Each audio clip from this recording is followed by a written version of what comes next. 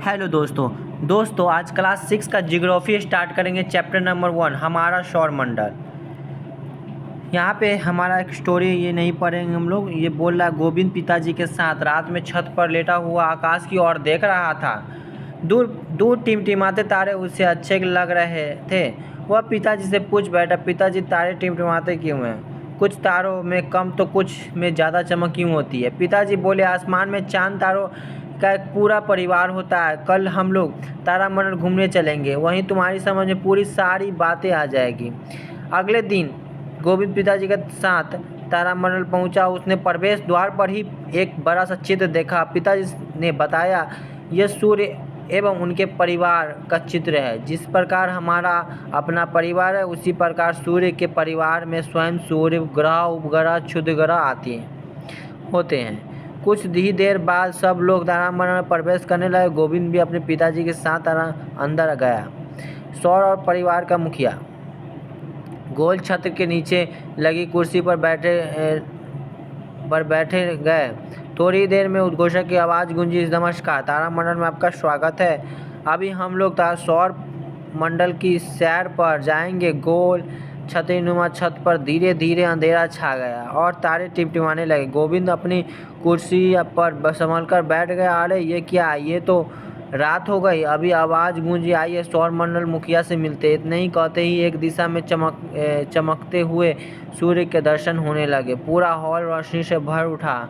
कुछ ने तो तालियां भी बजा दी। उद्घोषक की आवाज़ गूंजी, सूर्य सौर परिवार का मुखिया है। यानी सूर्य क्या है? सौर परिवार का मुखिया है।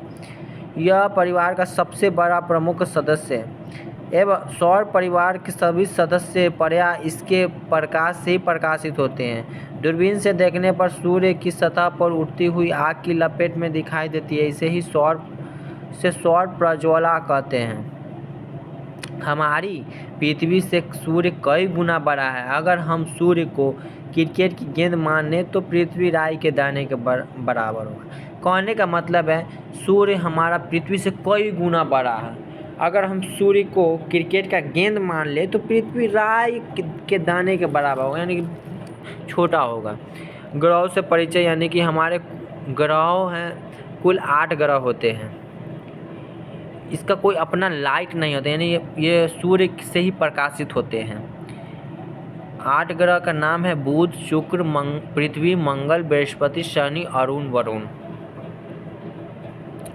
सूर्य के सबसे निकट के ग्रह है बुध है। इसमें बहुत ही ज़्यादा चमक होती है क्योंकि सबके नज़दीक होने के कारण। मंगल ग्रह को लाल ग्रह भी कहा जाता है दोस्तों। और ये 8 ग्रह एक सूर्य के निश्चित दूरी पर चक्कर लगाते हैं। अब सभी ग्रहों को घूमने की दिशा पश्चिम से पूरब की ओर होती है, लेकिन 2 ग्रह ऐसा है जो पूर्व से पश्चिम की ओर होती है। एक ग्रह का नाम है शुक्र, एक ग्रह का नाम नहीं याद है, आप लोग सर्च मार लीजिएगा। शनि के चारों ओर छल्ले होते हैं। उन्होंने बताया कि एकमात्र ग्रह है जिनके चारों ओर छल्ले होते हैं। प्लूटो, जिसकी गणना पहले ग्रह के रूप में होती थी, इसे अब क्या क्षुद्र ग्रह की संख्या दे दी गई। यानी कि शनि को पहले ग्रह में शामिल था, लेकिन अब इसे क्षुद्र ग्रह भी शामिल कर दिया गया।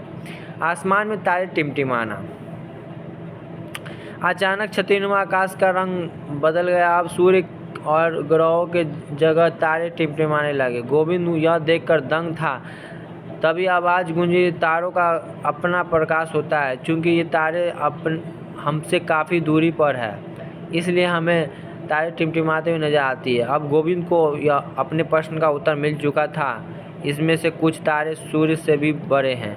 सूर्य भी तो एक तारा है, लेकिन यह पृथ्वी से काफ़ी नज़दीक प्रतीत होता है, परंतु वास्तव में यह पृथ्वी से बहुत ही दूर पर है। इसका प्रकाश लगभग 8 मिनट, यहाँ पे 8 मिनट 16 सेकेंड में पहुँचता है। यानी कि सूर्य के बाद सबसे नज़दीक का तारा जो प्रकाश पृथ्वी तक पहुँचने में लगभग 4 वर्ष लग जाते हैं।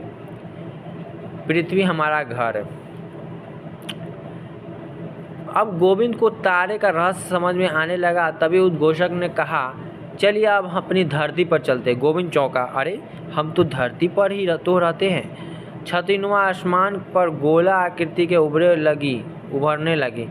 इसमें से कई रंग के धब्बे दिखने लगे। उद्घोषक ने बताया, यही है हमारा पृथ्वी जिस पर हम रहते हैं। यही एकमात्र ग्रह है जहाँ जीवन मिलता है, क्योंकि यहाँ जल जीवन के लिए आवश्यक गैस मौजूद है। अंतरिक्ष से देखने में पृथ्वी नीले रंग की दिखाई देती है, क्योंकि पृथ्वी में 71% पानी होती है। इसी कारण क्योंकि वायुमंडल में प्रकाश की किरण परावर्तित होती है, समुद्र की सतह से नीले रंग का परावर्तन सर्वाधिक होता है। समुद्र की सतह से नीला ज़्यादा सतह होती है, इसी कारण पृथ्वी चमकता है। यानी कि 71% भूभाग जल से घिरा हुआ है, 29% स्थल सीमा। तब जलीय भाग में अधिक करने के कारण प्रकाश का परावर्तन अधिक होता है, इसे ही यह नीले ग्रह दिखाई देती है। उपग्रहों की सैर। उद्घोषक ने बताया, ग्रहों के अलावा सौर परिवार के उपग्रह भी होते हैं। गोलाकार छत्र पर सभी ग्रह उभर आए। कुछ ग्रहों में इर्द गिर्द कुछ गोल पिंड घूमने नजर आ रहे थे। पृथ्वी के चारों ओर भी एक पिंड घूम रहा है। ध्यान से देखिए, यह एक आवाज़ गूंजी, यही चांद है। यह पृथ्वी का मात्र उपग्रह, यानी चांद ही पृथ्वी का मात्र उपग्रह है।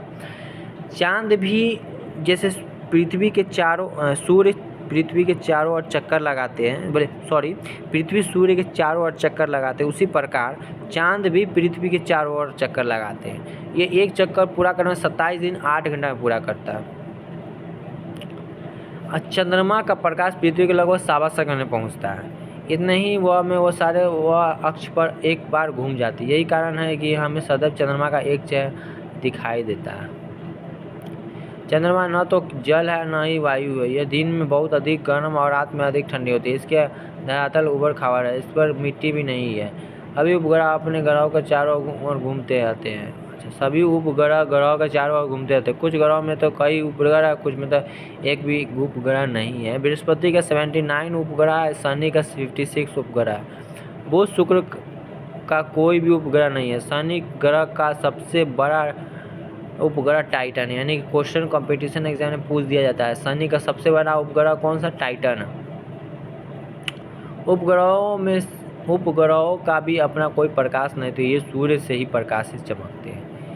इसके साथ उद्घोषकों ने सभी दर्शकों को तारामंडल पहुंचकर सौर परिवार के वैज्ञानिक जानकारी प्राप्त करने के लिए धन्यवाद दिया और कहा कि सभी खगोलीय घटना वैज्ञानिक दृष्टिकोण से समझना और जानना चाहिए, न कि परंपरागत अंधविश्वास से। शो समाप्त हुआ, सभी लोग बाहर निकल लगे। गोविंद ने उत्साहपूर्वक से कहा, आज मैंने नई नई बातें सीखी। उसके पिता ने कहा, उन्होंने कुछ बातें तो नहीं बताई। सौर परिवार के तारों, ग्रह, उपग्रह के अतिरिक्त बहुत सारे छोटे छोटे पिंड भी सूर्य के चक्कर लगाते हैं। इन्हें क्षुद्र ग्रह कहते हैं। मंगल और बृहस्पति के बीच में होते हैं। यानी कि क्वेश्चन पूछा जाएगा, क्षुद्र ग्रह किसके कौन से ग्रह के बीच में होते हैं? तो मंगल और बृहस्पति के बीच में होते हैं। सबसे बड़ा क्षुद्र ग्रह सीरस। क्वेश्चन पूछेगा, सबसे बड़ा क्षुद्र ग्रह सीरस। नोट: हाल में अनुसंधान में खोज के उपरांत प्लूटो को पूरा सूची में निकाल दिया गया, तो मैंने आपको बता दिया। कभी कभी आकाश में टूटते हुए गिरते हुए तारे दिखाई देते हैं। ये तारे नहीं होती है, बल्कि पत्थर के छोटे छोटे टुकड़े होते हैं जो सूर्य चारों ओर चक्कर लगाने लगते हैं। वाले पिंडों को टूट कर गिरते हैं।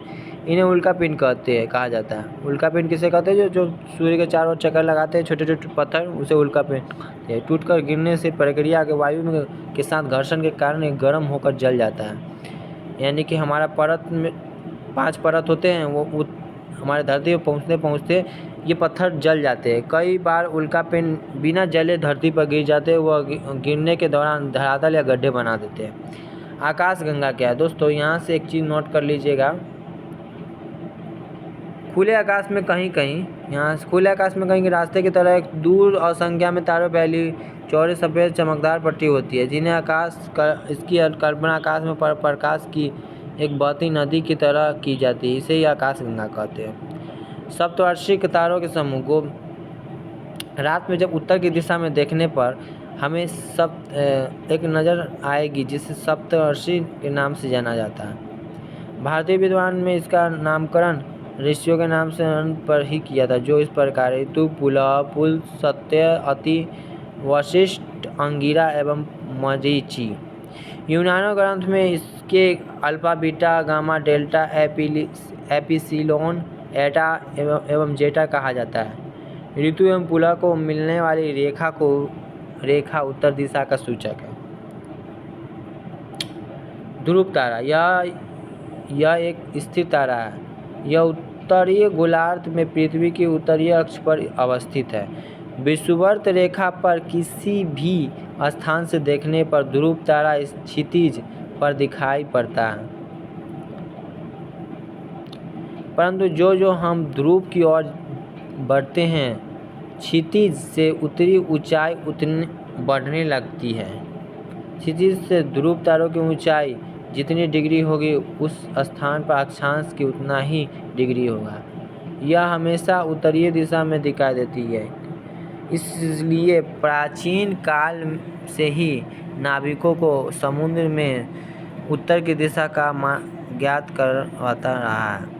तारों के कई विशेष समूह हैं। जब पृथ्वी सूर्य की परिक्रमा करती है, यानी पृथ्वी सूर्य की परिक्रमा, तो सूर्य विभिन्न तारों के समूह के बीच से नजर आती है। सूर्य विभिन्न तारों समूह के बीच से नजर आती है। ऐसे समूह की संख्या 12 होती है। इन्हें राशि भी कहते हैं, यानी राशियों की संख्या कितनी होती है? 12 होती है। इन राशियों में से जो तारे हैं वे किसी न किसी आकृति के नजर आती हैं। इन्हें आकृति के नाम इन राशियों के नाम से दिए गए हैं। नए नाम 12 होती है: मेष, वृष, मिथुन, कर्क, सिंह, कन्या, तुला, वृश्चिक, धनु, मकर, कुंभ, मीन। पृथ्वी के चारों ओर विभिन्न तारों के समूह हैं, जिनकी संख्या 27 है। चांद और पृथ्वी की परिक्रमा करने के दौरान किसी न किसी तारों से इन समूह से सामने से गुजरना पड़ता है। इन तारों के समूह से नक्षत्र कहते हैं। ये नक्षत्र इस प्रकार है: नाम जानी, अश्विन, ये सब है नाम। 27 तारे हैं।